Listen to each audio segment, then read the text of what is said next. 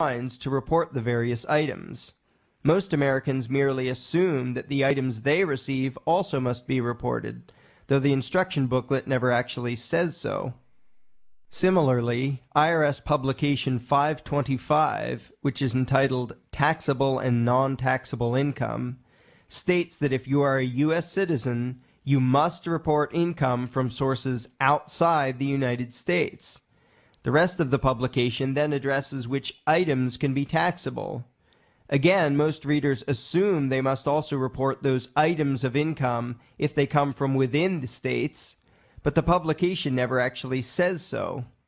So while most Americans are assuming that their income is taxable, Susie is specifically told in the forms, publications, statutes, and regulations that her income is to be included as taxable gross income.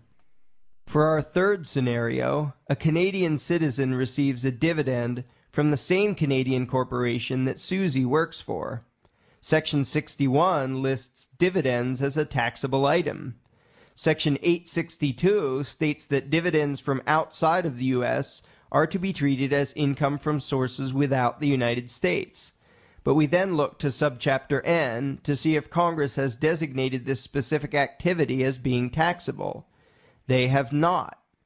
The Constitution obviously did not give Congress the power to tax foreigners doing business in their own country, and the federal income tax statutes and regulations, past and present, show that this income is excluded for federal income tax purposes. Though a taxable item was received, it was not derived from a taxable source or activity, and therefore is not taxable. For our fourth scenario, we consider what happens when a foreign corporation receives profits from doing business with a domestic corporation. To run through it quickly, the item of income is taxable, and it derives from a taxable activity described in the operative sections of subchapter N, which the regulations list as a specific source which is taxable. Where the regulations describe in which circumstances the items of income are exempt, the domestic income of foreigners is shown to be taxable, and the same holds true in the older regulations. For our fifth scenario, Andy has saved up some money in an American bank, and the bank pays him interest on that money. As we have already seen, Section 61 does include interest as a taxable item.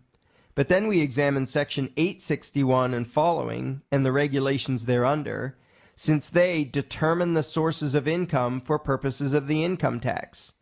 The general terms of Section 861 say that such interest shall be treated as income from sources within the United States, but these general terms only apply in determining taxable income from the specific sources. Looking at the section of regulations for determining taxable income from sources within the United States, we see that it only shows income to be taxable when it derives from one of the specific sources or activities listed here. And here we do not see any specific source which applies to this situation.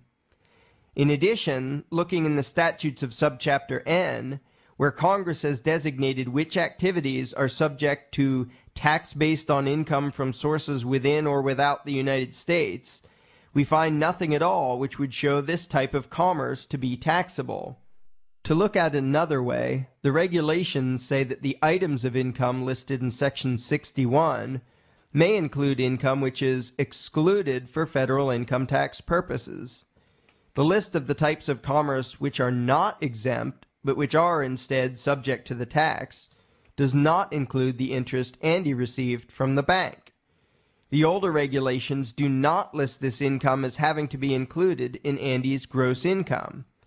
In fact, the older regulations specifically say that interest received from within the United States shall be included in the gross income of non-resident aliens, foreign corporations, and U.S. citizens and domestic corporations who receive most of their income from federal possessions.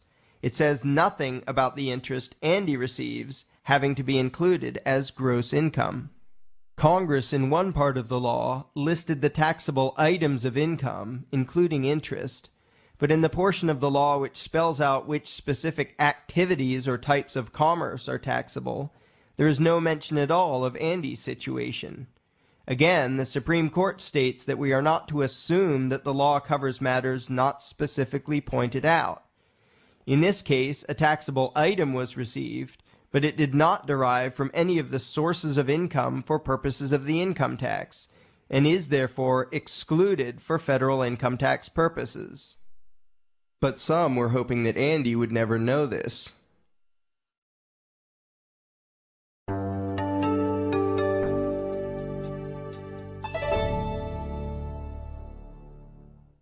What we have just examined is not all of the evidence showing the truth about the limited nature of the federal income tax, or all of the evidence showing the efforts to conceal that truth. While some in government did conspire to deceive and defraud the American public, this deception has continued not because of mass secrecy, but because of mass ignorance. The ignorance of IRS employees, the ignorance of the tax professionals, and the ignorance of the general public. Ironically, for decades some have tried to fight against the tax using various dubious theories and legal arguments, because these so-called tax protesters were also ignorant about what the law itself actually says. The problem is not the law itself, but the misrepresentation and misapplication of the law. Millions of Americans have been defrauded, extorted, harassed, threatened, and prosecuted, all based on a deception that the enforcers themselves, for the most part, did not understand. A falsehood this long-lived, this universally accepted, and of this magnitude, has tremendous staying power. Human psychology being what it is, many people would rather cling to their long-held but erroneous beliefs than face the ugly truth as it sits in front of them.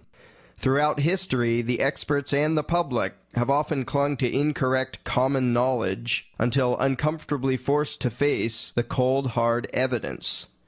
The truth, though sometimes unpleasant, is better than a lie, and the truth is that some individuals inside the United States government orchestrated and successfully executed the most massive fraud and extortion racket in the history of mankind. What the people will do about it remains to be seen.